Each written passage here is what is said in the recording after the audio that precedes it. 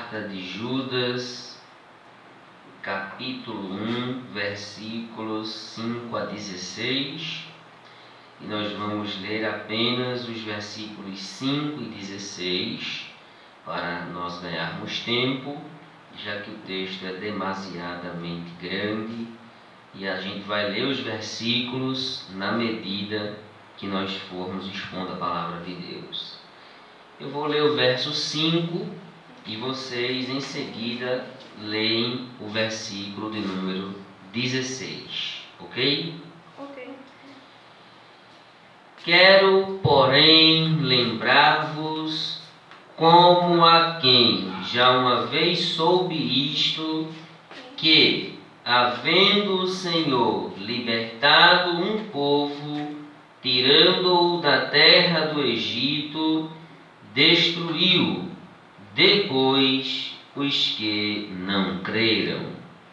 Esses são murmuradores, queixosos da sua sorte, andando segundo as suas concupiscências, e cuja boca diz coisas muito arrogantes, admirando as pessoas por causa do interesse. Amém. Podem vos assentar em nome do Senhor Jesus. Esses 12 versículos aqui compõem a terceira parte da carta que Judas escreveu.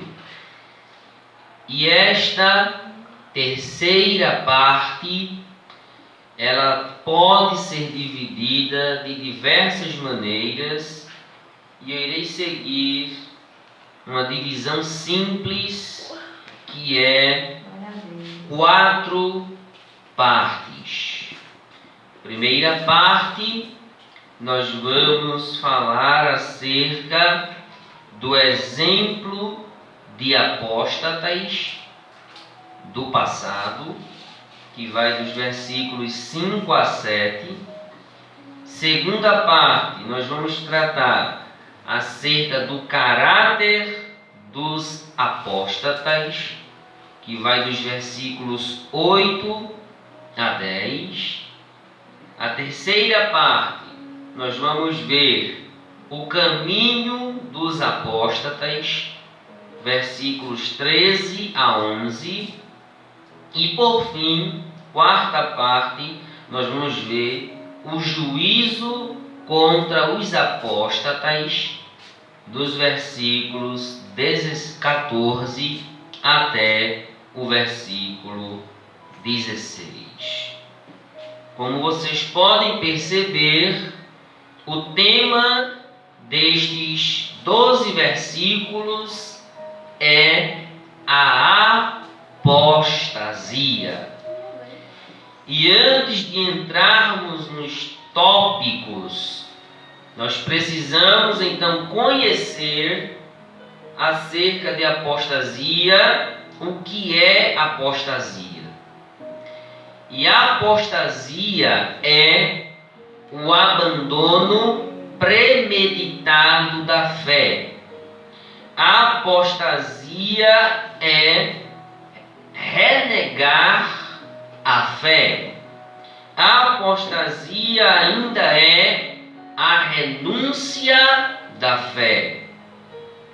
E aqui nós precisamos fazer uma distinção entre apostasia, pessoas apóstatas, e pessoas que se desviam do caminho da fé.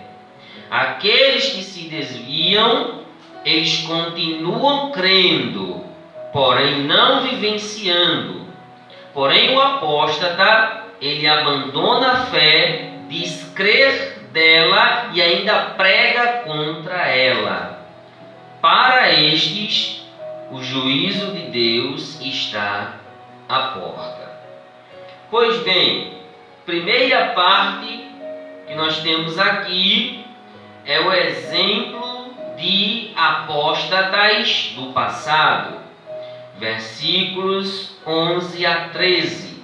Na verdade, 5 a 7. Versículo 5 diz: quero, porém, lembrar-vos, como a quem já uma vez soube isto, que, havendo o Senhor libertado um povo, tirando-o da terra do Egito, destruiu depois os que não creram. Nesse versículo, então, está o primeiro exemplo de apóstatas do passado, que é o povo de Israel que foi libertado do Egito. E a história do povo de Israel nós já conhecemos, desde o chamado de Abraão, em Gênesis capítulo 12, passando pelo nascimento de Isaque, Gênesis 21, em seguida o nascimento de Jacó, Gênesis 25, verso 26, depois Jacó gera os 12 patriarcas que deram origem à nação de Israel, em Gênesis 29, versículos 31, até capítulo 30, versículo 24, onde nascem os 11 primeiros patriarcas, e em Gênesis 35, versículo 18, nós temos então o nascimento do 12º patriarca, que foi Benjamim. Os 12 filhos de Jacó formavam o clã das 12 tribos que formavam as 12 tribos de Israel. Israel, já estando com as suas 12 tribos, o livro de Gênesis revela no capítulo 46 que Jacó e toda a sua família desceram ao Egito. E ao descer ao Egito, Faraó lhes deu a terra de Gósen para eles poderem habitar, e ali o povo se multiplica, prospera, progride. E no livro de Êxodo, capítulo 1, versículo 6, a Bíblia revela que morreu José, morreu todos os seus irmãos e toda aquela geração que entrou no Egito.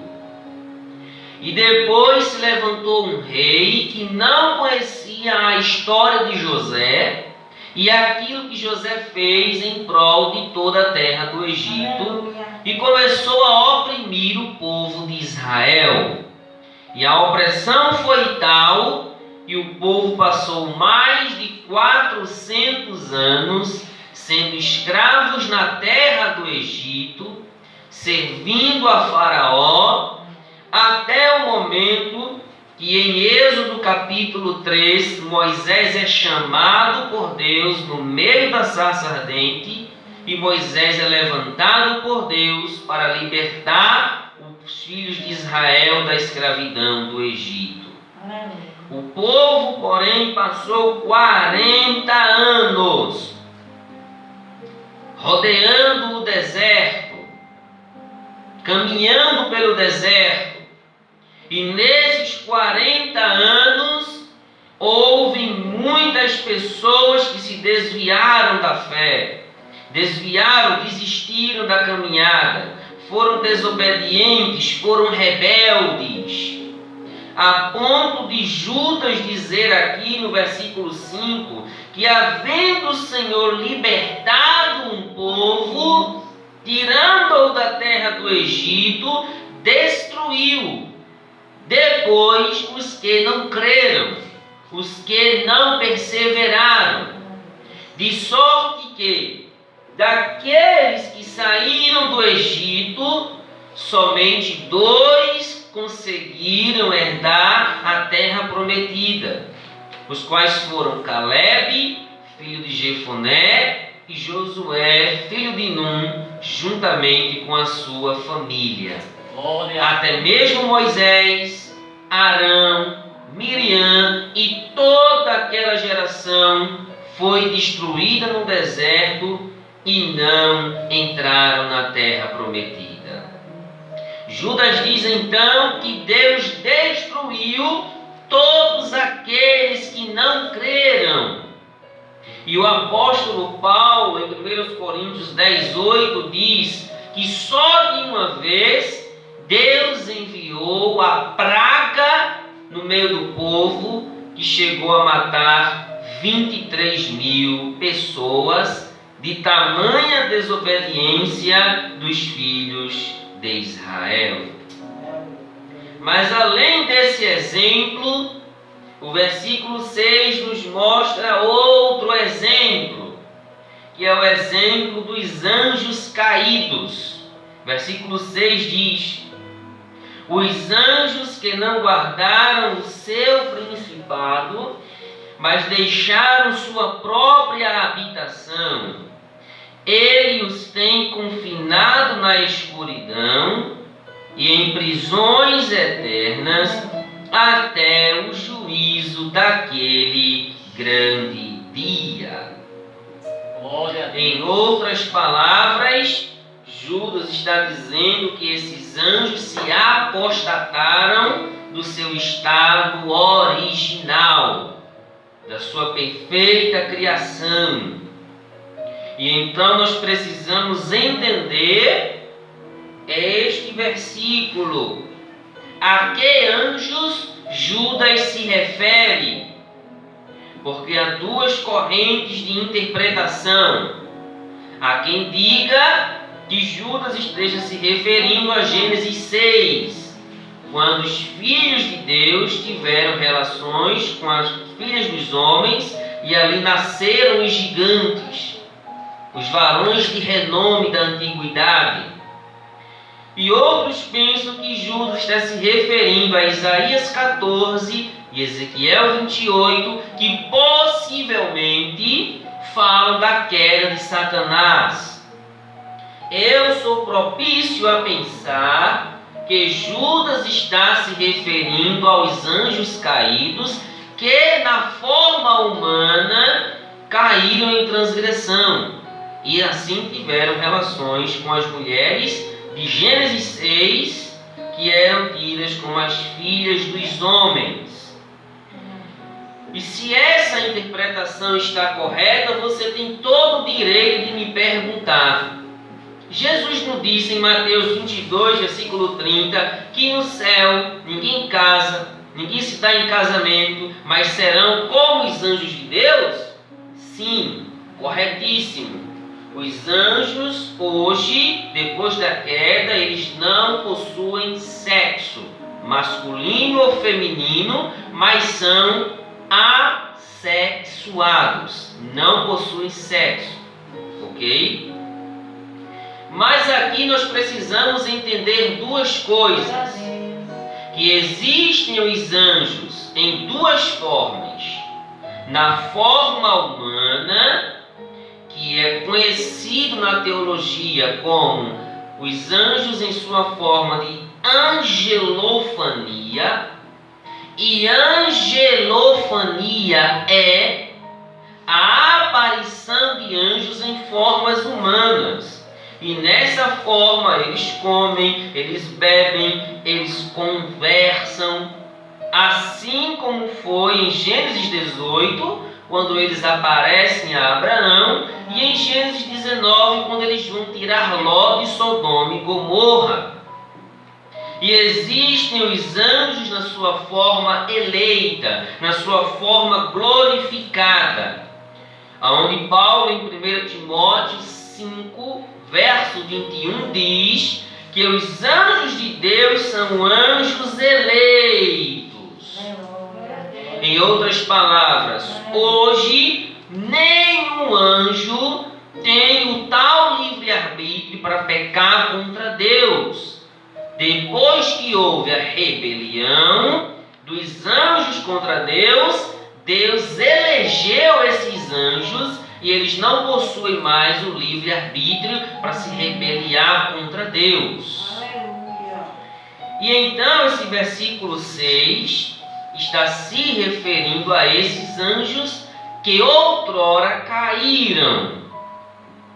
Em Gênesis capítulo de número 6. E essa nossa opinião é corroborada no versículo de número 7, quando Judas vai usar o exemplo de Sodoma e Gomorra.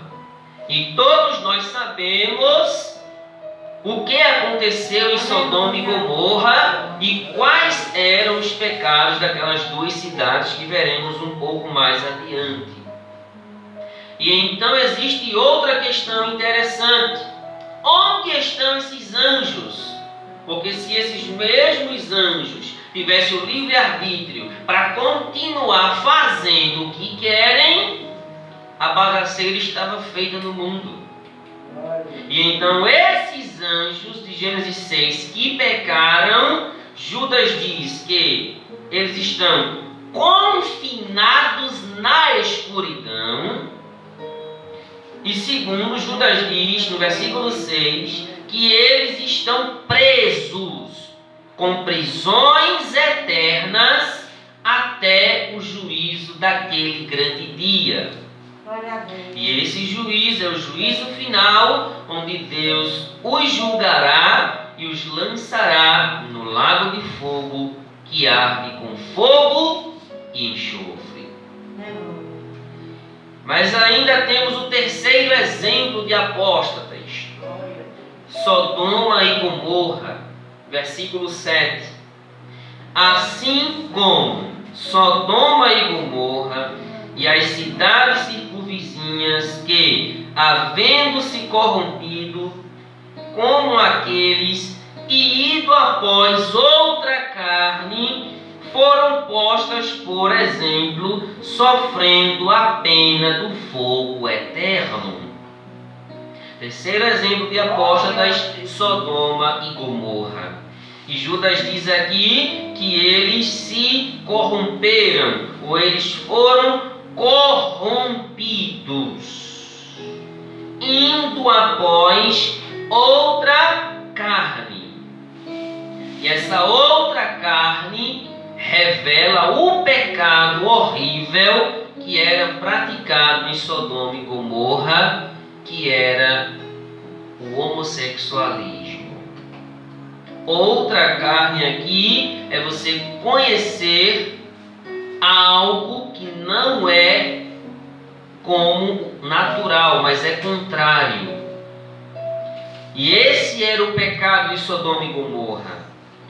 Porque quando o anjo, em Gênesis 19, vai buscar Ló, os homens daquela cidade batem na porta de Ló, nos versículos 4 e 5, e diz: abre a porta para que o conheçamos. E esta palavra conhecer é a mesma palavra que aparece em Gênesis capítulo 4, versículo 1, quando diz que Adão conheceu a Eva, sua mulher, e tiveram um filho chamado Caim. Então eles queriam conhecer aqueles homens dessa mesma forma. E essa palavra conhecer vem de uma palavra chamada iadá no hebraico, que significa conhecer sexualmente a outrem. Então o pecado de Sodoma e Gomorra foi o pecado da prostituição, pecado do homossexualismo. E então nessa primeira parte nós temos esse exemplo de apóstatas para que nós possamos aplicar em nossa vida como algo ao contrário do que eles fizeram. E não fazer o que o povo de Israel fez, se desviando do Senhor. Não fazer o que os anjos fizeram, deixando seu estado natural perfeito, e não viver de acordo com as concupiscências e corrupções de Sodoma e Gomorra. E o que esses 3 versículos nos ensinam é que nós precisamos continuar firmes na fé em Cristo Jesus, para que nós não soframos o mesmo agravo que esses 3 exemplos de apóstatas aqui sofreram. E Judas conclui a primeira parte, no verso 7, dizendo: sofrendo a pena do fogo eterno, que é o fogo do inferno.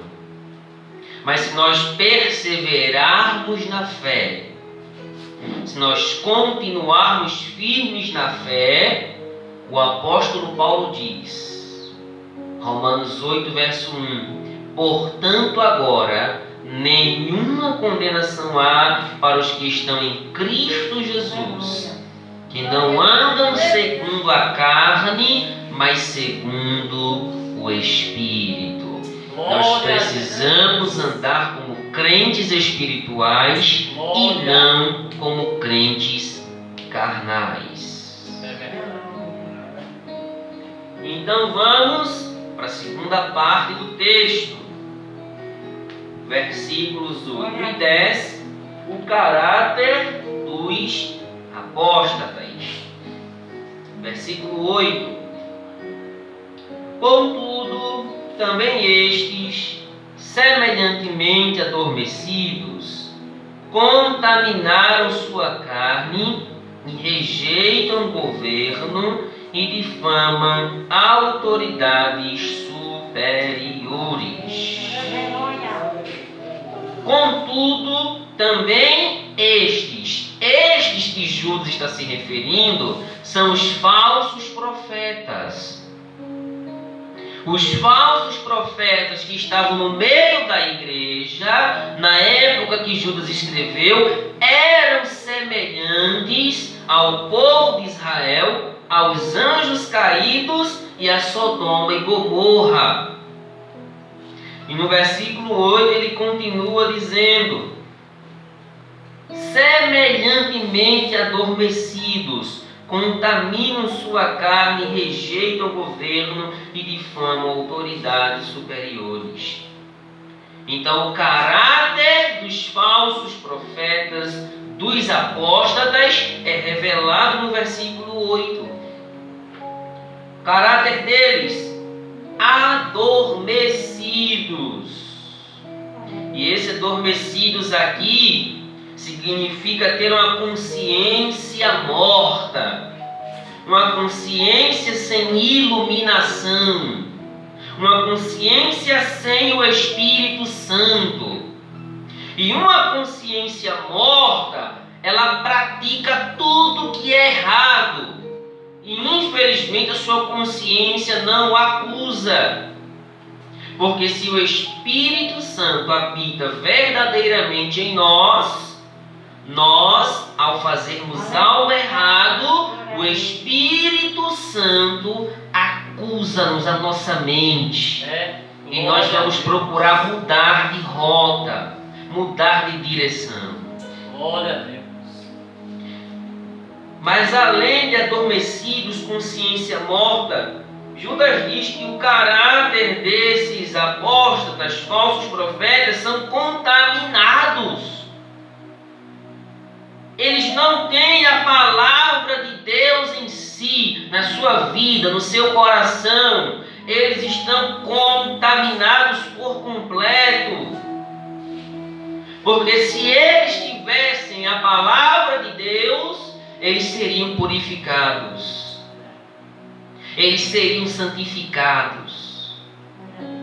E foi isso que o Senhor Jesus disse em João capítulo 15, versículo 3.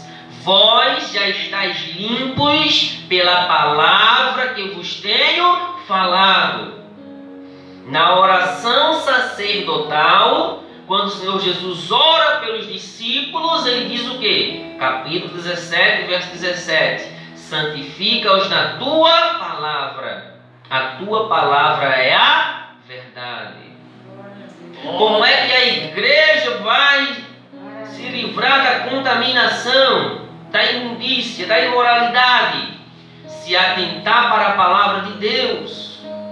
Salmo 119, versículo 11 diz: escondi a tua palavra no meu coração, para eu não pecar contra ti. Salmo 119, versículo 9 diz: como purificará o jovem o seu caminho? Observando a palavra de Deus. Então esses falsos profetas de maneira nenhuma tinham a palavra de Deus em sua vida, em seu coração. E além disso, o seu caráter é um caráter insubordinado. Final do verso 8. Eles rejeitam as autoridades espirituais, autoridades políticas, civis, judiciais. E estavam muito provavelmente tentando implementar essas doutrinas no meio da igreja. Mas nós cristãos não somos insubordinados. Nós não fomos chamados para difamar os líderes da igreja. Nós não fomos chamados para difamar as autoridades constituídas por Deus, sejam elas prefeitos, governadores, presidente da república, juízes, desembargadores e etc. Nós fomos chamados para obedecê-los. E a palavra de Deus diz que nós devemos orar por toda a autoridade constituída. O crente, ele não pode se juntar com pessoas ímpias para falar mal de autoridade nenhuma. Seja de seu pastor, seja de seus líderes, seja de qualquer liderança que Deus constituiu, porque a Bíblia diz em Romanos 13 que não há autoridade que não seja constituída por Deus. E eles difamavam e rejeitavam o governo e as autoridades superiores. Relembrando, seu caráter adormecido, consciência morta, seu caráter era contaminado porque não tinha palavra de Deus, e o seu caráter era insubordinado.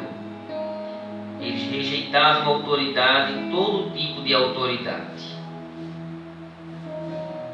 E então nós partimos do verso 9, quando Judas diz, usando o exemplo de Miguel para mostrar à igreja como eles deveriam se comportar. Verso 9: Contudo, o arcanjo Miguel, quando contendia com o diabo e disputava a respeito do corpo de Moisés, não ousou pronunciar juízo de maldição contra ele, mas disse: o Senhor te repreenda. Em outra oportunidade eu vou pregar só nesse versículo para eu poder extrair o máximo de detalhes possível, que agora eu não vou poder fazer. Mas aqui Judas vai mostrar o exemplo de uma personagem da Bíblia, um ser angelical, Miguel. E a Bíblia revela 4 coisas interessantes sobre Miguel. A Bíblia diz, em primeiro lugar, que ele era um dos primeiros príncipes. Daniel capítulo 10, versículo 13. A Bíblia diz que Miguel era o grande príncipe. Daniel capítulo 12, versículo 1. A Bíblia diz que Miguel é tido como vosso príncipe do povo judeu, Daniel 10, 21.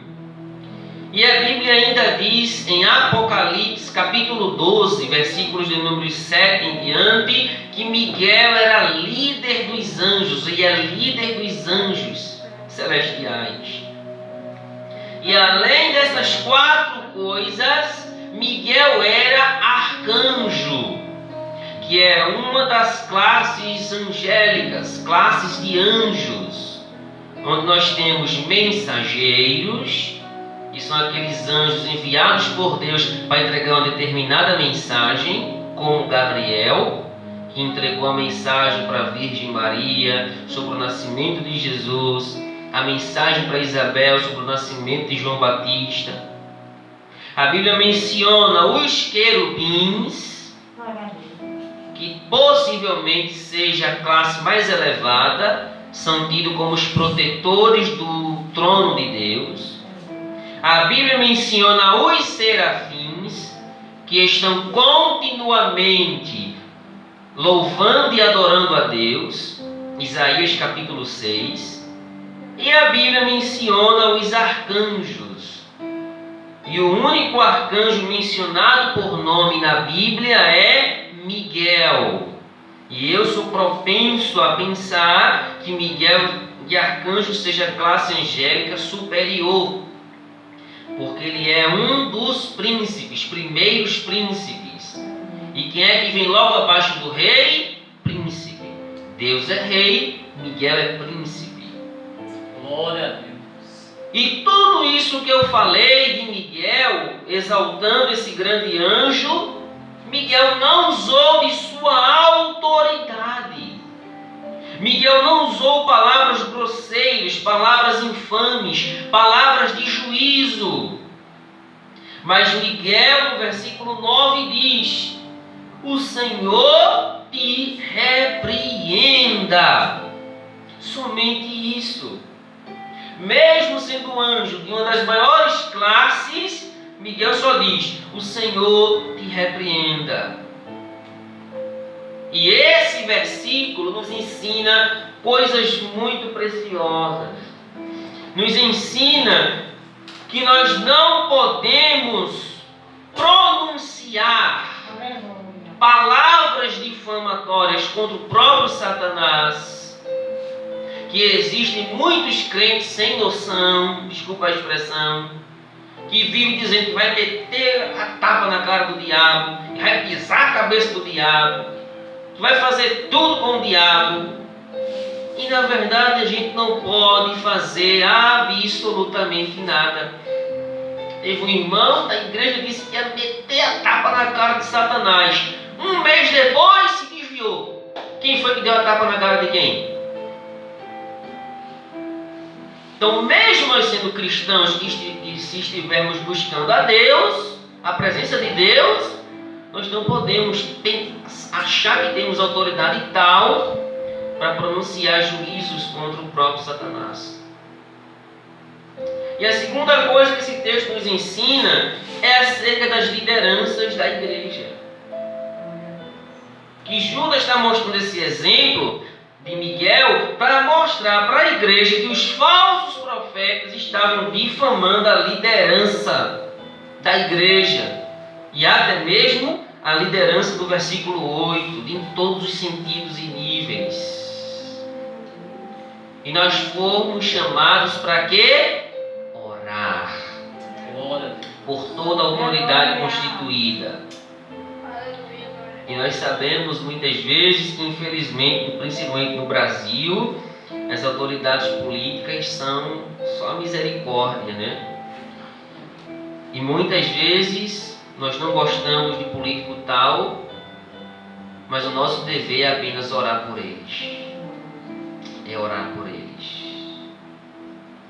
E então vamos ler um versículo, porque se ficar só nas minhas palavras, vocês vão desacreditar e vai continuar xingando o Bolsonaro, vai xingar Paulo Câmara, vai xingar Marcelo Gouveia, vai xingar o juiz da sua cidade.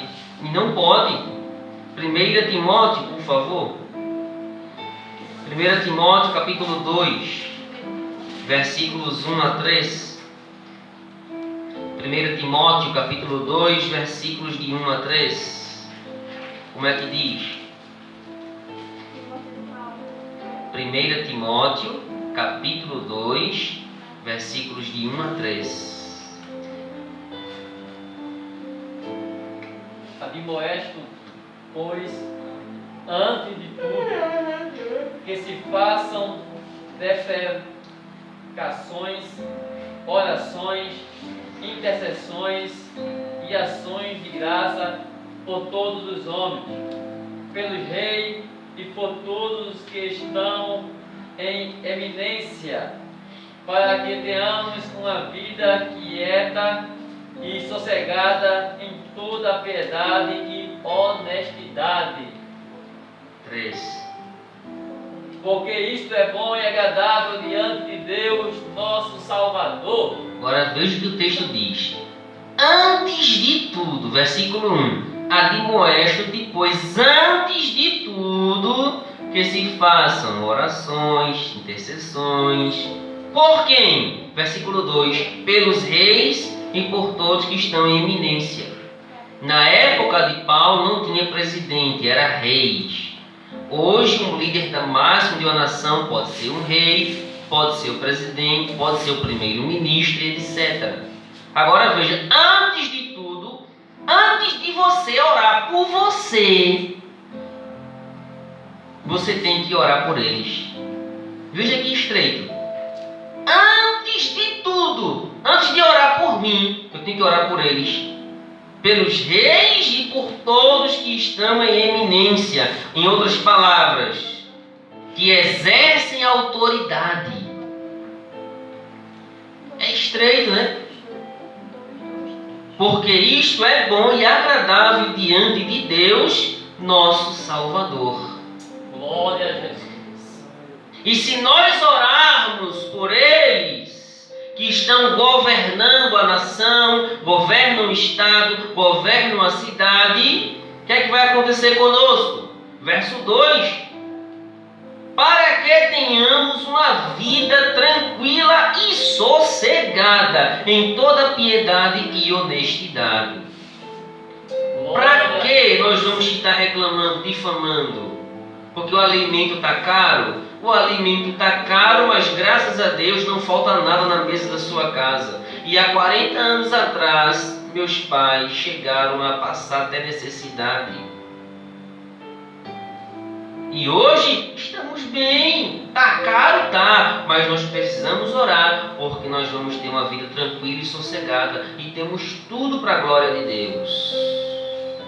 Então é isso que nós precisamos fazer, é orar por eles. E é por isso que toda oração aqui, depois que a gente faz a leitura, a gente ora pelo Brasil, pelos poderes que regem a nação, para que Deus tenha de misericórdia. Mas vamos continuar. Em outra oportunidade eu quero pregar só sobre o versículo 9, para a gente expor isso aqui com bem mais detalhes, que eu não quero fazer agora. Mas o verso 10 diz: estes, porém, dizem mal do que não sabem, e naquilo que naturalmente conhecem, como animais irracionais. Judas diz que eles dizem mal, os apóstatas, os falsos profetas.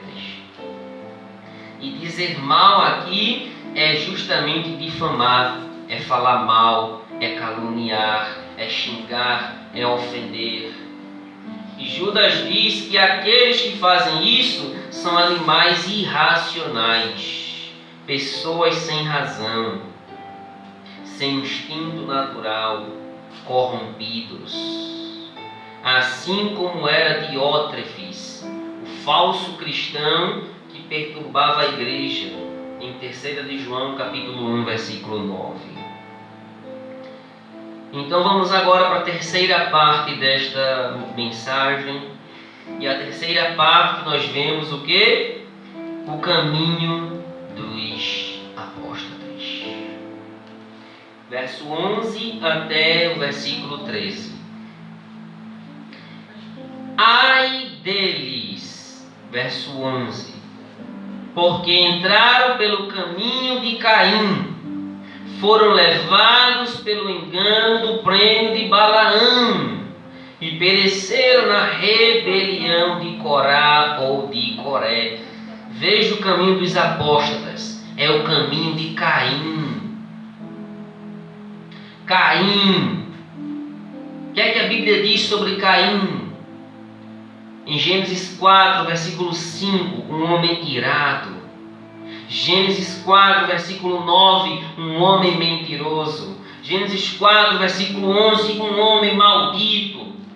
1 de João 3,12, um homem que era do maligno. E Judas está dizendo que esses apóstatas, que esses falsos profetas estão indo nessa mesma direção de Caim. Mas além do caminho de Caim, eles vão pelo caminho de Balaão, que é narrado em Números 22, 23, salvo engano 24. Um homem que em Números 22, verso 7, foi alugado por Balaque para amaldiçoar o povo de Deus com encantamento. Em Números 22, versículo 12, foi repreendido por Deus para não amaldiçoar. E em Deuteronômio, mais na frente, no capítulo 23, ou é 25, versículos 5 e 6, diz que ele tentou amaldiçoar o povo 3 vezes. E Deus mudou a maldição em trevas nas 3 vezes, não permitindo que o seu povo fosse amaldiçoado por Balaão. E Judas está dizendo, é esse caminho que esses apóstatas estão seguindo. E ainda tem o caminho de Corá, que a sua história é narrada em Números 16, versículo de 1 a 40.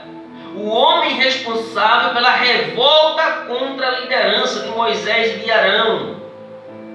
Se rebelou, se revoltou e Deus o castigou, porque queria o sumo sacerdócio e não se contentou em ser levita. E o que foi que Deus fez? Abriu a terra e tragou ele e 250 pessoas da sua família. Juízo de Deus contra ele, juízo de Deus contra todos que se rebelam contra a autoridade espiritual. E a aplicação desses 3 exemplos é aquilo que Judas diz: ai deles, ai desses falsos profetas, ai desses apóstatas que estão andando por esses 3 caminhos. E nós não podemos andar por esses caminhos. Mas temos que andar pelo caminho da submissão, pelo caminho da humildade, pelo caminho da servidão, porque o próprio Jesus não veio para ser servido, mas para servir e dar a sua vida por todos nós. Glória a Jesus. Então veja o verso 12 e 13. Estes são manchas em vossas festas de fraternidade, banqueteando-se convosco e apacentando-se a si mesmos sem temor. São nuvens sem água, levados pelos ventos de uma a outra parte. São como árvores murchas, infrutíferas, 2 vezes mortas, desarraigadas. Ondas impetuosas do mar, que escumam suas próprias abominações, são estrelas errantes, para as quais está eternamente reservada as mais densas trevas.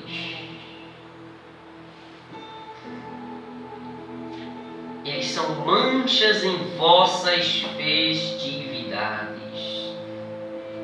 E aqui é uma referência à ceia do Senhor. Porque a ceia do 1º ao 4º século não era celebrada assim como nós celebramos hoje. As ceias eram grandes banquetes que se faziam. E é por isso que Paulo repreende a igreja de Corinto no capítulo 11, dizendo, tem uns que comem demais, tem outros que bebem demais e chegam a se embriagar com o vinho. Quando for comer, cada um espere o seu irmão. E depois do 4º século, foi que a ceia passou a ser feita assim, por causa das badernas que eram feitas no cerimonial da ceia. Entenderam isso aqui? Entenderam? A ceia era feita como? Era como a gente faz hoje? Era como? Como? Não escutei.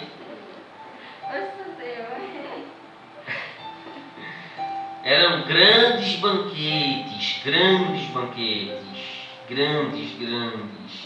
que eram conhecidos também como as festas de amor dos cristãos, até o 4º século, quando depois foram proibidas nas igrejas. E então Judas aqui mostra para nós algumas coisas desses apóstatas que andam pelo caminho de Caim, Corá e também de Balaão. Glória a Deus. Dos versículos 12